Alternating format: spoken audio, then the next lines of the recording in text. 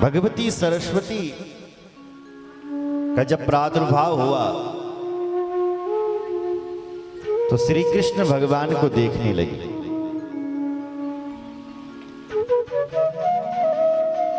बोलो जय श्री राम।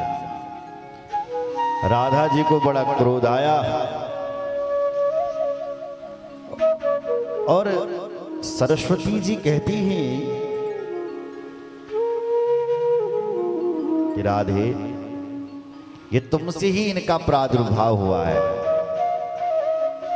जो ये मुझे निहार रही है।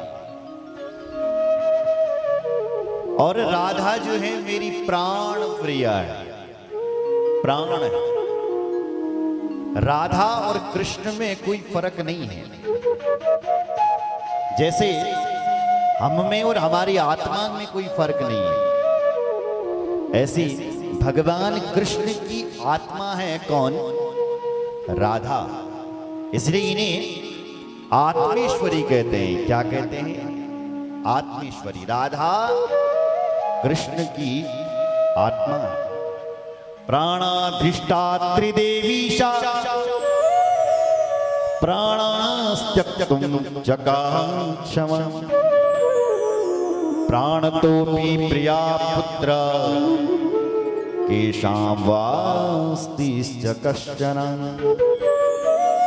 भगवान कहते हैं ये राधा मेरी प्राण है, प्राणों से भी प्रिया है। बोलो जय श्री राम। और तुमसे जो ये देवियां प्रकट हुई है देवी, ये भी हमारी भार्या ही होगी। बोलो जय श्री राम। जिस दिन भगवती राधा से लक्ष्य सरस्वती का प्रादुर्भाव हुआ, माघ शुक्ल की पंचमी तिथि थी। सुन रहे? और उसी दिन ही अपने बच्चों को विद्या का शुभारंभ करवाना चाहिए। माघ मास की पंचमी तिथि थी, शुक्ल पक्ष। सरस्वती भगवती का मंत्र है श्रीम ह्रीम सरस्वती स्वाहा। इन्हीं भगवती सरस्वती की कृपा से लोग विद्वान बनते हैं। जिस पर सरस्वती की कृपा ना हो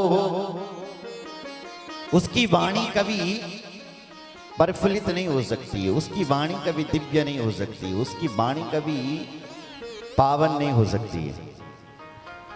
हमारे यहाँ कई लोग इतने बड़े बड़े विद्वान हैं कि पूरी किताब उन्होंने अपने माइंड में फिट कर रखी है, लेकिन बोलने का ढंग नहीं है, बोलने का तरीका नहीं है कि किस प्रकार से वो ज्ञान दूसरे को परोसा जाए। आपने देखे होंगे विद्यालय में कुछ गुरुजन ऐसे होते हैं, एक बार समझाओ तो शिष्य तुरंत समझ जाता है, लेकिन कोई गुरुजन दिन भर पढ़ाते हैं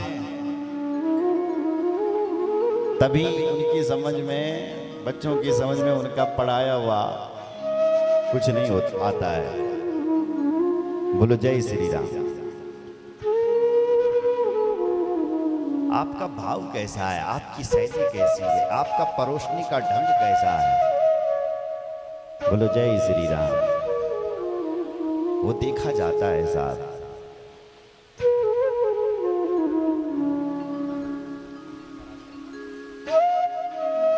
कई विद्यार्थी ऐसे होते हैं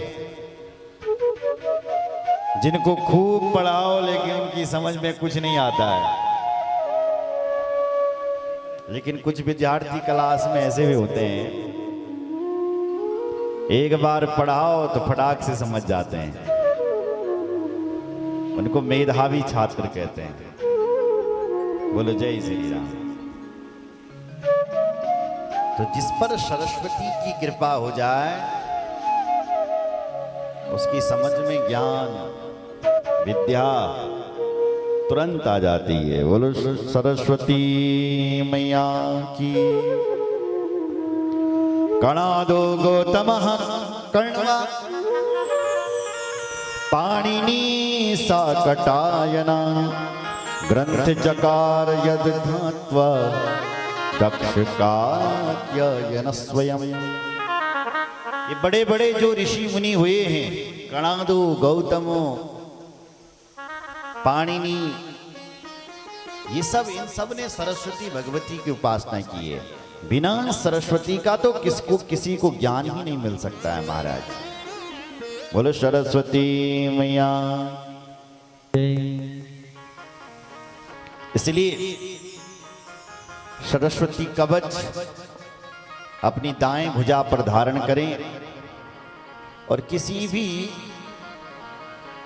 विद्या का आरंभ करने से पहले मंगलाचरण जरूर करें। सुन रहे हो? भगवान की या भगवती की स्तुति जरूर करें। एक कथा सुनाते हैं यहां पर वेद व्यास जी। कहते हैं एक समय की बात थी,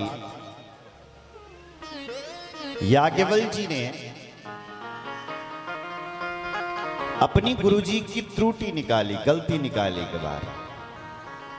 याज्ञवल्क्य जी के गुरुजी का नाम था वैशंपायन जी। तो उन्होंने अपने गुरुजी की त्रुटि निकाल दी। कभी कभी ये होता है कि गुरु से आगे शिष्य बढ़ जाते हैं साहब, गुरु वहीं के वहीं और शिष्य आगे रफ्तार पकड़ लेते हैं। तो ये इतने बड़े शिष्य याज्ञवल्क्य जी कि जब गुरुजी पढ़ा रहे थे तो इन्होंने अपने गुरुजी की त्रुटि निकाल दी, गलती निकाल दी, गुरुजी को टोक दिया बीच में।